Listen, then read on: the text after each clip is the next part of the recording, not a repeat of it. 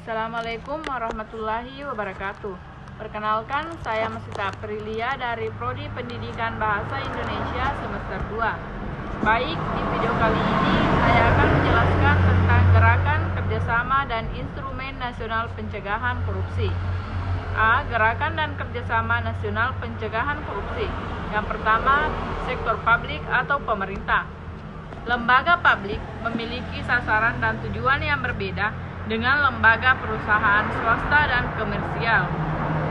Tujuan utama dari lembaga publik adalah untuk menyelenggarakan kesejahteraan masyarakat dengan memberikan pelayanan atau jasa.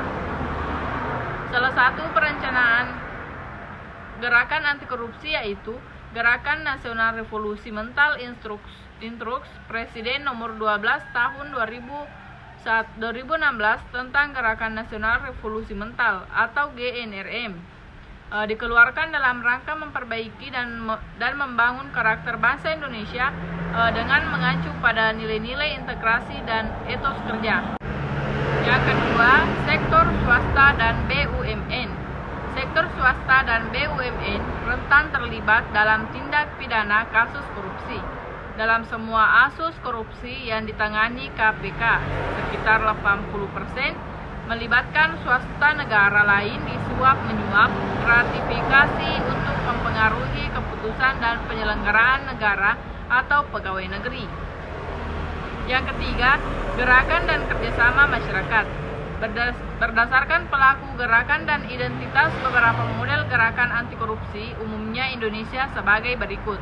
Yang pertama, lembaga pendidikan dan pusat studi anti korupsi.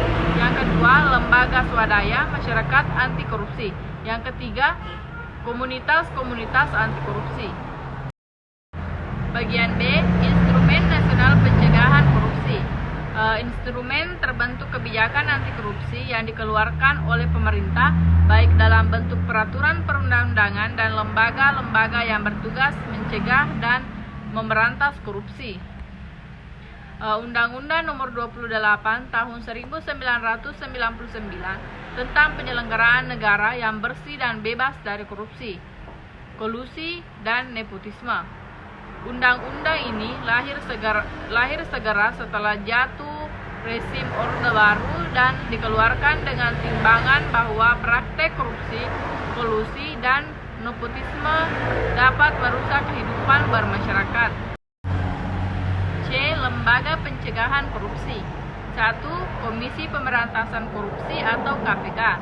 KPK adalah lembaga negara yang independen yang di dalam melaksanakan tugas dan wewenangnya bebas dari kekuasaan manapun. Dasar hukum tentang KPK diatur dalam Undang-Undang Nomor 30 Tahun 2002 tentang Komisi Pemberantasan Tindakan Pidana Korupsi. Selain melakukan penindakan kasus korupsi, KPK juga bertugas melaksanakan pencegahan korupsi. Pencegahan korupsi oleh KPK dilaksanakan dengan berbagai macam cara, antaranya melakukan kampanye anti korupsi, bekerjasama dengan dunia pendidikan dan berbagai elemen. Yang kedua, Komisi Yudisial. Yudisial disahkan undang-undang, disebut konkretisasi dari upaya memperkuat wewenang dan tugas Komisi Yudisial sebagai lembaga negara independen menjalankan fungsi checks and balances di bidang kekuasaan kehakiman dalam mewujudkan kekuasaan yang merdeka untuk menegakkan hukum pidana. Yang ketiga, Ombudsman Republik Indonesia. Ombudsman Republik Indonesia adalah lembaga negara di Indonesia yang mempunyai kewenangan mengawas penyelenggaraan pelayanan republik, baik yang diselenggarakan oleh penyelenggara republik dan pemerintah, termasuk yang diselenggarakan oleh badan usaha milik negara, badan usaha milik daerah.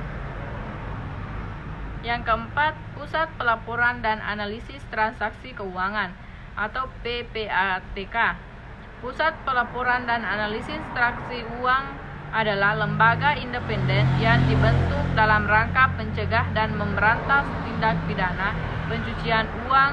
PPATK pertanggungjawaban langsung kepada Presiden dan dalam melaksanakan tugas dan kewenangannya bersifat independen dan bebas dan campur tangan.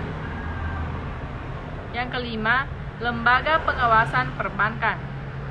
Jika Anda menyimpan uang Anda di bank, tentunya Anda ingin agar uang Anda tersimpan secara aman dan tidak disalahgunakan atau korupsi oleh pemilik. Oleh OJK atau Orientasi Jasa Keuangan adalah lembaga yang diberi tugas untuk mengatur